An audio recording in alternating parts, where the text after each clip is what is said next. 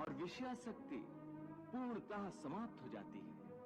और यदि आसक्ति का नाश नहीं हुआ तो मनुष्य का सर्वनाश हो जाता है। जैसे कोई मनुष्य किसी सुंदर स्त्री परमात्मा की भक्ति करने से मन सात्विक हो जाता है और विषयासक्ति पूर्णतः समाप्त हो जाती है।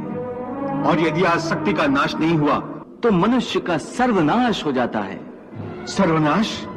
हे अर्जुन, आसक्ति के मारे हर मनुष्य किसी भी विषय के आकर्षण और मोह में फंसकर सोते जागते निरंतर उसी का चिंतन करते रहते हैं। जैसे कोई मनुष्य किसी सुंदर स्त्री के प्रेम में पड़ जाता है, आसक्ति की नींव पर काम की भावना उभरने लगती है। काम या वासना में थोड़ी भी रुकावट आने से क्रोध का आगमन हो जाता है।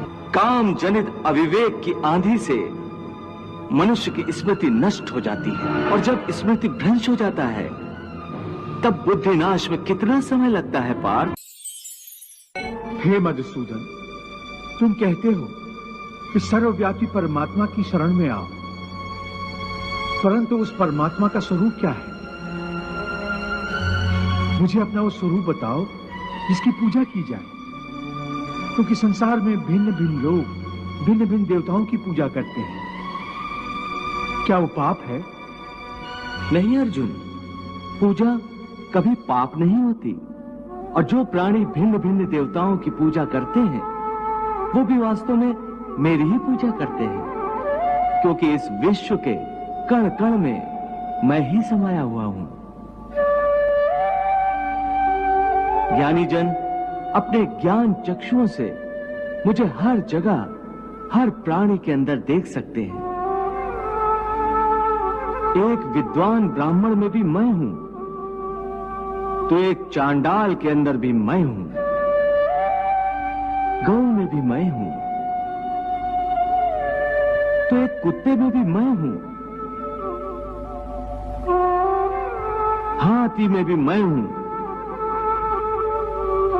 तो चूंटी में भी मैं हूं। विद्या विनय संपन्ने ब्राह्मणे गवि हस्तनी शुनि चैव स्वपाके च पंडिता समदर्शिना। हे पार्थ, इसीलिए अपनी अपनी श्रद्धा के अनुसार प्राणी जिस जिस रूप में भी मेरी पूजा करते हैं वो मेरी ही पूजा करते हैं। इसलिए जो जो सकामी पुरुष जिस जिस देवता के स्वरूप को श्रद्धा से पूजना चाहते हैं, मैं उस भक्त की उस देवता के प्रति श्रद्धा को स्थिर कर देता हूं। यो यो याम याम तनुम भक्तः धाम तामेव विदधाम्यहम्। इस प्रकार बहुत से जन्मों के पश्चात उसे जब ये ज्ञान हो जाता है कि इस सारी सृष्टि में मुझ वासुदेव के सिवाय और कुछ नहीं है, तो ऐसा ज्ञानी महात्मा अंततः मुझे ही प्राप्त होता है। परंतु हे अर्जुन, ऐसा महात्मा अति दुर्लभ है। कलयुग में मनुष्य की विचारधारा इससे भी गिरी हुई होगी। मनुष्य दूसरों के दुख में अपना सुख ढूंढेगा, अपने परिवार का पेट पालने के लिए दूसरों की हत्या करने में भी उसे कोई ग्लानि, कोई पश्चाताप नहीं होगा। दूसरों के रक्त में सनी हुई रोटी उस स्वयं भी खाएगा और अपनी संतान को भी खिलाएगा। पार्थ, स्थित प्रज्ञ महापुरुष सुख दुख प्रत्येक अवस्था में आत्मिक शांति प्राप्त कर लेता है। परम आनंद में लीन होने से ऐसे मनुष्य को दुख और सुख कभी विचलित नहीं करते। ऐसे स्थित प्रज्ञ मनुष्य का मन उस दिए की भांति होता है जिसकी लौ स्थिर होती है, कभी डोलती नहीं। मेरा अंतिम उपदेश बस इतना ही है कि अब तक जो मैंने तुम्हें ज्ञान, कर्म अथवा योग आदि की शिक्षा दी है सब भूल जाओ और समस्त धर्मों को भुलाकर केवल मेरी शरण में इस प्रकार आओ जैसे कांटों से लहू लुहार और कीचड़ से लथपथ एक बालक रोता रोता भागकर अपनी बुद्धि पर भरोसा करने में भी खतरा है, इसलिए कि विनाश काल आने पर तो मनुष्य की बुद्धि भी भ्रष्ट हो जाती है। अर्थात जब विपरीत समय आता है तो मनुष्य की अपनी बुद्धि ही उसे गलत रास्ते पर ले जाती है। हे मधुसूदन, मनुष्य न तो अपने मन की इच्छा अनुसार कर्म करे, न ही बुद्धि की सलाह माने, तो फिर मनुष्य बेचारा करे तो क्या करे? ऐसी स्थिति में अपनी प्रवृत्ति के विरुद्ध कोई कैसे जीवन व्यतीत करेगा? हे मधुसूदन, मुक्ति और मोक्ष का रास्ता अपनाने के लिए कोई मनुष्य अपनी प्रवृत्ति को कैसे बदल सकता है? इसका कोई तरीका मुझे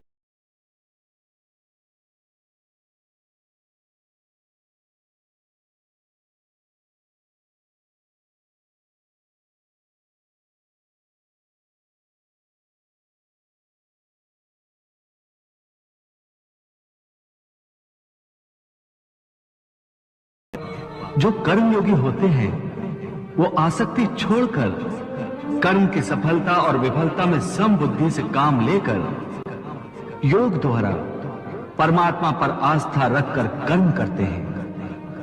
इसे ही समत्व योगा कहते हैं।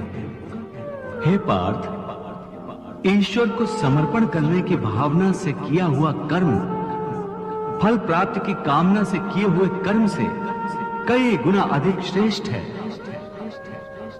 ज्ञानी पुरुष कर्म फल की आशा किए बिना समबुद्धि योग द्वारा कर्म करते हैं और पाप पुण्य आदि भावनाओं से मुक्ति पाते हैं। पार्थ, तुम भी ऐसी भावनाओं से मुक्त हो जाओगे जब तुम समबुद्धि कर्म का आचरण करोगे। योगस्था कुरु कर्माणि संगम त्यक्त्वा धनंजय सिद्धि असिद्ध्यो समो भूत्वा समत्वम योग उच्यते। एक बात ध्यान में रखो, फल की वासना से फल पर ही दृष्टि रखकर कर्म करने वाला सकाम मनुष्य उत्तम कर्म करने पर भी कर्मयोगी नहीं हो सकता।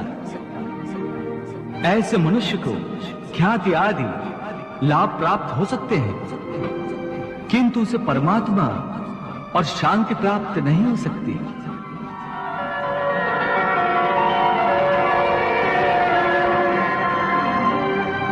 हे केशव, मनुष्य को पाप पुण्य दोनों बंधन कारक है। दोनों से भला बुरा प्रारब्ध बनता है। प्रायश्चित द्वारा पाप से मनुष्य मुक्त हो सकता है, परंतु पुण्य से वो मुक्त कैसे होता है? हे अर्जुन, पाप पुण्य सुख दुख यश अपयश आदि भावनाएं साधारण मनुष्य के लिए हैं, परंतु जो कर्मयोगी होते हैं वो इन भावनाओं से मुक्त होते हैं, आलिप्त होते हैं। कर्मयोगी अपनी अंतरात्मा की आवाज को परमात्मा का आदेश मानकर आचरण करते हैं। इसमें कहां आती है पाप पुण्य की भावना? हे पार्थ, यदि तुम मोह के अधीन हो गए हो तो निष्काम कर्मयोग कैसे अपनाओगे? तुम्हारी बुद्धि पर जो मोह के अंधकार का पटल छा गया है उसे ज्ञान के प्रकाश से हटा दो और अपनी बुद्धि को मोह के दलदल से बाहर निकालो। हे पार्थ, यदा ते मोह कलिलम बुद्धिर्व्यतितरिष्यति तदा गन्तासि निर्वेदम श्रोतव्यस्य श्रुतस्य च। हे पार्थ, मोह बुद्धि का अज्ञान होता है और इसी अज्ञान के कारण मनुष्य भौतिक आकर्षण में फंस जाता है। वो जानता नहीं कि देह तथा समस्त भोग नश्वर है, मिथ्या है। जब मनुष्य सत और असत अथवा नित्य और अनित्य का भेद जान जाता है, तब वो निरासक्त हो जाता है। उसे किसी भी चीज का आकर्षण नहीं रह जाता। इसका दूसरा अर्थ है मोह का त्याग करना, तथा मोह का लोप होने पर मनुष्य किसी भी प्रकार से किसी भी वस्तु की ओर आकर्षित नहीं होता। हे पार्थ, यथार्थ ज्ञान की प्राप्ति होने के बाद मोह का त्याग होता है। आत्मिक योग बल में वृद्धि हो जाती है। योग बल के कारण मन स्थिर हो जाता है।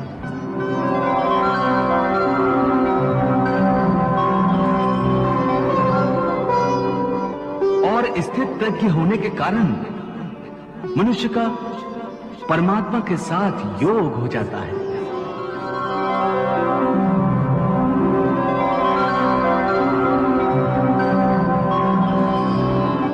पार्थ, तुम भी आत्मिक योग बल द्वारा